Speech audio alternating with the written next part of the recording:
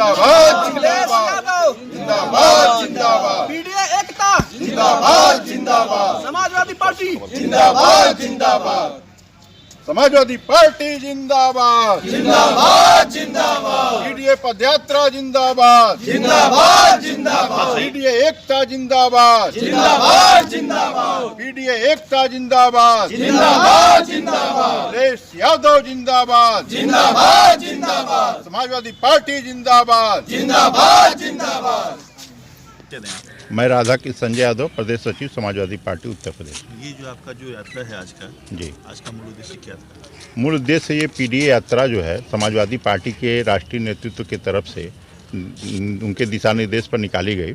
आज हम लोग जालूपुर से निकाल करके पिछवारी, अम्बा, कुकड़हा, पचराव 5-6 गाँव में जा कर के और जन चौपाल के माध्यम से इस पीडीए यात्रा जो पिछड़ा, दलित, अल्पसंख्यक और अगरों में जो पिछड़े रह गए हैं, जिनको आज तक हक सम्मान नहीं मिला है, उन सारे लोगों को एकत्रित करके हम एकजुट होकर के सभी लोग सरकार बना करके अपना हक कैसे लेना है, इस पर हम लोगों ने इस पीडीए के माध्यम से चर्चा किया। पिछली रणनीतिक विषय कुछ बताएंगे आप? आने वाला चुनाव विषय का आपकी विषय रहेगी?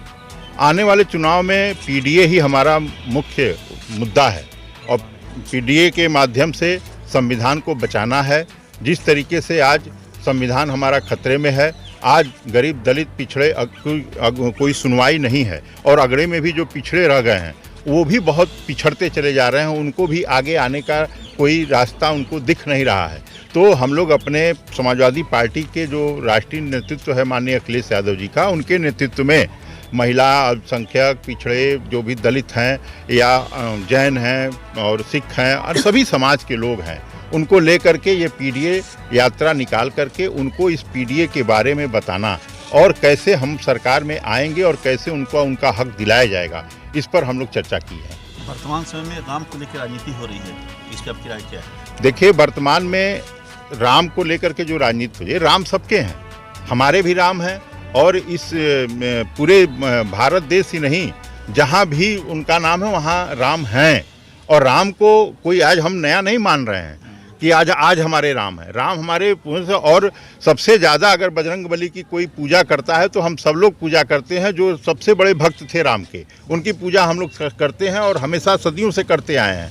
लेकिन राजनीतिक दृष्टिकोण से अगर देखा जाए तो यह बहुत ही गलत बात है। इस तरीके का काम राजनीति में राम को नहीं ले आना चाहिए। ठीक है, राम का मंदिर है, बने, हम भी चाहते हैं मंदिर बने, सबका घर बन रहा है, हम लोग सबके घर की हिमायती हैं कि सबका घर, तो राम का भी घर बनना चाहिए, भगवान है हमारे, उनका घर बनना चाहिए। लेकिन उसको राजनीति में ले आ करके और राजनीतिक उनका करके राजनीतिकरण करके ये ठीक नहीं है समाज के लिए कहीं ना कहीं से, क्योंकि ये उनकी भी कहीं ना कहीं भगवान को भी इस बात की ठेस होगी कि हमारे नाम पे राजनीति हो रही है। आप जनता क्या संदेश देना चाहते हैं इस मुद्दे को लेकर?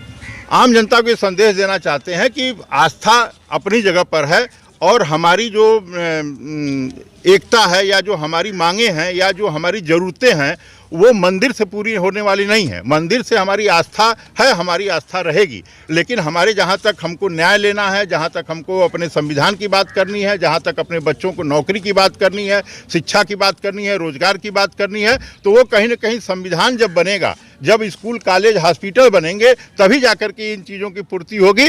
मंदिर में आस्था है, लेकिन हमको न्याय पाने के लिए हमें संविधान में जाना पड़ेगा, हमें स्कूल, कॉलेज और अपने स्वास्थ्य के लिए हमें जो है कि अस्पताल में जाना पड़ेगा। यानी कि मंदिर न बन के अस्पताल बनना चाहिए था। मंदिर से हमें कोई आपत्ति, मंदिर बने लेकिन अस्पताल भी बनना चाहिए, हॉस्पिटल भी बनना चाहिए, विद्यालय भी बनना चाहिए, बच्चों को नौकरी मिलनी चाहिए। नौकरी के नाम पर सरकार कहाँ है? प्राण प्रतिष्ठा से पहले मौर्य जी ने कहा था कि ये राम मंदिर प्राण प्रतिष्ठा नहीं बल्कि भाजपा का कार्यक्रम है, इस पर आप क्या कहेंगे? भाजपा का व्यक्तिगत कार्यक्रम है, वो एक अलग विषय है और वो उनका अपना व्यक्तिगत बयान है। हम लोग यहाँ पीडीए पर चर्चा करने के लिए आए हैं। अपनी राय तो दे सकते हैं? हमारी राय बस पीडीए है। बबलू प्रधान, विधानसभा श्रीपुर, वाराणसी। आपके क्षेत्र में अब तक कितने विकास हुए होंगे? विकास समाजवादी पार्टी ने जो विकास किया था वही विकास हुआ है। इस समय तो विकास की गति बहुत धीमा हो गई है। लोग मंदिर मस्जिद में बस जा रहे हैं, विकास पे ध्यान नहीं दे रहे हैं। सरकार मंदिरों मस्जिदों में बची हुई है।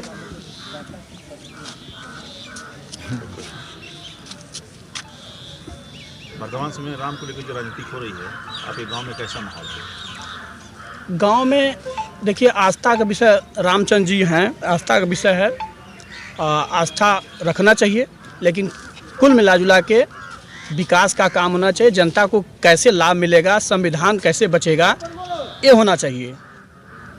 जो समाज से टूटे हुए हैं आपके पार्टी से, उनको एक साथ कैसे लाएंगे? समाज से जो हम जोड़ने का काम पीडीए के माध्यम से हमारे माननीय राष्ट्रीय अध्यक्ष जी ने पीडीए चलाया। पीडीए के माध्यम से हम लोग जोड़ रहे हैं। आज हम लोगों ने कार्यक्रम चलाया, जालूपुर में जन चौपाल किए, अम्बा पे जन चौपाल किए और छितौना में जोड़ने का मुद्दा क्या था?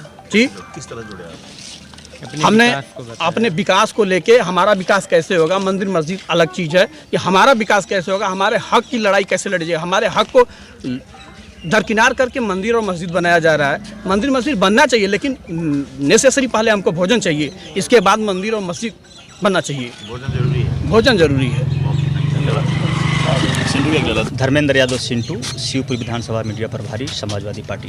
ये जो आपकी आज जो कार्यक्रम था, कार्य योजना थी, इसके विषय में 2 शब्द बोले। माननीय राष्ट्रीय अध्यक्ष जी के आह्वान पर हम लोग डोर टू डोर आज जनसंपर्क किए। पीडीए जो संविधान हमारी खतरे में है, और उसके हम लोग नेतृत्व में गांव में जाकर चौफा लगाकर, और पीडीए के माध्यम से, पीडीए मेरा भगवान है, संविधान मेरा भगवान है, और इसी के नेतृत्व में गांव में जाकर हम लोगों ने हालचाल भी जाना और लोगों का सुख दुख भी जाना। जनता ने एक ही आवाज़ निकाली कि हमारी रोज़गार छीना गया है, और पीडीए सरकार बनेगी तो वो लोगों को हमने बताया कि आपकी जितनी भी रोज़गार गई है वो वापस आएगी रोजी रोटी के साथ। आपके एजेंडे में बेरोजगारी का कुछ मुद्दा रहेगा? बिल्कुल रहेगा। भाजपा जब से आई है और वो राम को बनाकर एक मुद्दा बना लिए राजनीतिक, और हमारे युवाओं जितने हैं बेरोजगार होकर कितने लोग आत्महत्या कर रहे हैं, और उनकी माँ बाप रोते रोते उनकी आंखें पाथर हो जा रही है, लेकिन अब वो रोज़गार की तरफ नहीं बढ़ रहा है। भाजपा न देने की उम्मीद रख रही है। तो हम चाहते हैं कि हमारे जितने नौजवान हैं उनको रोज़गार मिले।